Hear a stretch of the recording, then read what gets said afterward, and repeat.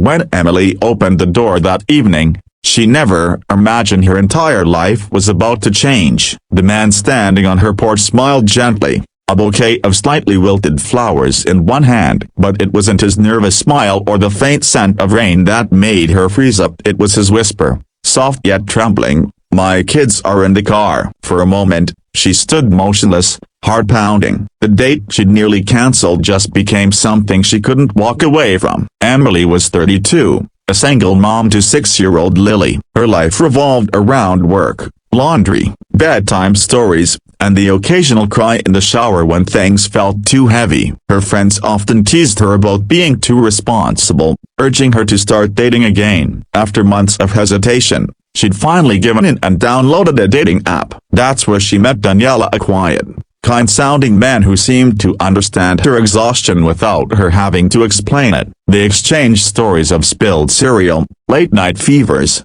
and silent hopes for something real. Still, when he asked her out, she almost said number. She told herself she didn't have time for romance. Between her daughter, her job as a nurse, and the bills that never seemed to end, love felt like a luxury. But tonight, something nudged her. Maybe loneliness, maybe courage, and she said yes. She spent the afternoon cleaning the tiny apartment, borrowing perfume from her sister, and worrying whether the cheap dress she'd chosen made her look too eager. When the knock came, her stomach fluttered. She wasn't ready for what came next. "Your kids?"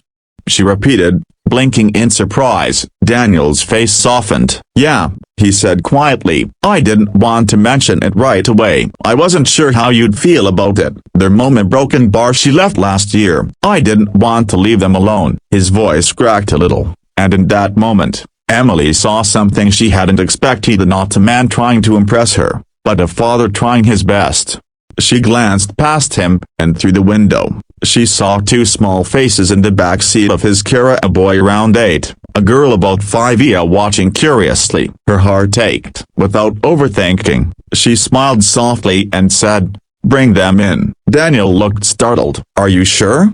he asked. Emily nodded. "I have a daughter. She's watching cartoons inside. Maybe they can all play." Moments later, laughter filled the living room. The kids, shy at first, quickly bonded over crayons and snacks. Daniel and Emily watched from the couch, their nervousness melting into quiet comfort. He told her about losing his wife unexpectedly, about how hard it had been to explain it to the kids, about sleepless nights spent wondering if he was enough. Emily shared her own story, how Lily's father had walked out before she was born, how she'd promised herself never to depend on anyone again.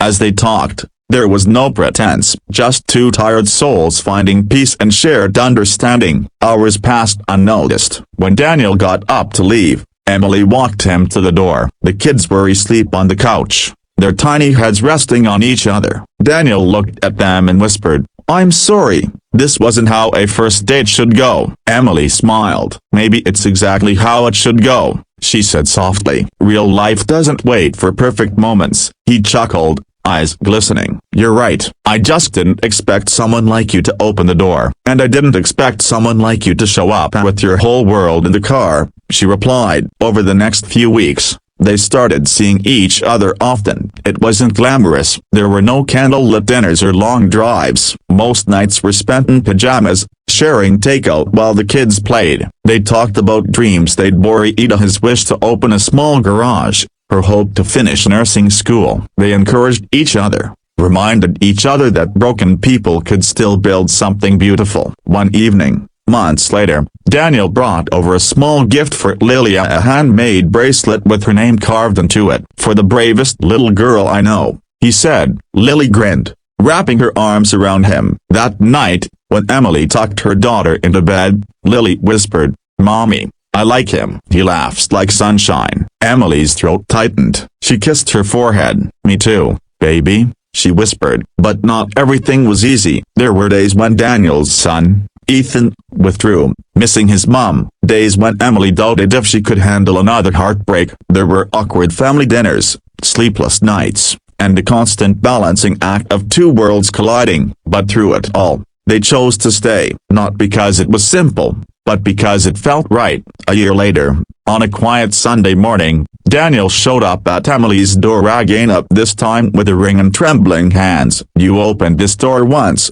he said softly, "and everything changed. Will you open it again for the rest of our lives?" Tears streamed down Emily's face as she nodded. Their kids cheered behind them, and for the first time in a long time, both of them felt whole.